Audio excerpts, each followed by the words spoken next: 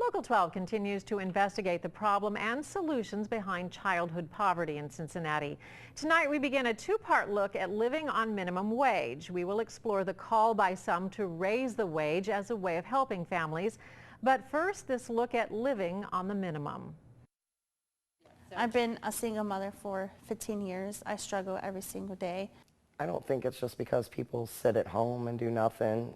I don't. I work 2 jobs and I still struggle every single day. 2 single moms opened up to us about their struggles making minimum wage and the impact on their children.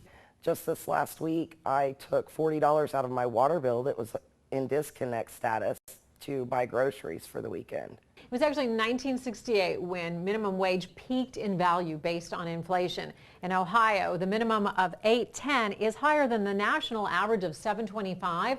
But according to the MIT livable wage calculator, in Hamilton County and surrounding areas, a single person would have to make $9.28 an hour just to meet basic expenses. If you add to that even one child, the number jumps to more than $20 an hour. For the families we met, getting full-time work is its own issue. I work part-time for a cleaning company.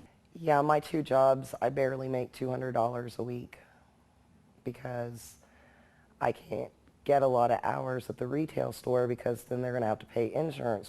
If they could get full-time work, how would these moms, each with 1 child at home, fare with a calculated livable wage of $20.07 an hour? Jodi says it's almost livable. If we were able to get insurance and groceries, food stamps, my bills would all be paid. And Beth says that's still a long way from owning a home and having money for any type of repairs. Like when your car breaks down, you have to worry about who's going to help you with that. These women realize the minimum wage was originally pitched by the government as an anti-poverty device, not one designed to make families middle class. Jodi was very candid about her own lifestyle decisions. Do your research because it's not free to raise a kid. I love my kids, but it was probably not the best idea. Beth is surprisingly optimistic about a 2-year plan of school and job searching to turn her financial life around. If you want a better life for your family, there's places out there. Places like faith-based Joshua's Place that has helped with food and classes on things like budgeting.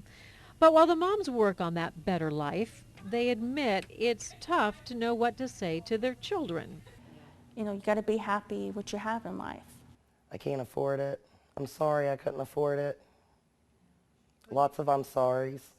These moms were already thinking of the next round of I'm sorry when we met them weeks ago at a particularly tough time. You know, Christmas, I'm worried about Christmas. I dread Christmas. Every year I dread Christmas. And she was going home to see if the water in that faucet was still running. And fortunately, Jodi's family tells me they did make it through the holidays without having the water turned off.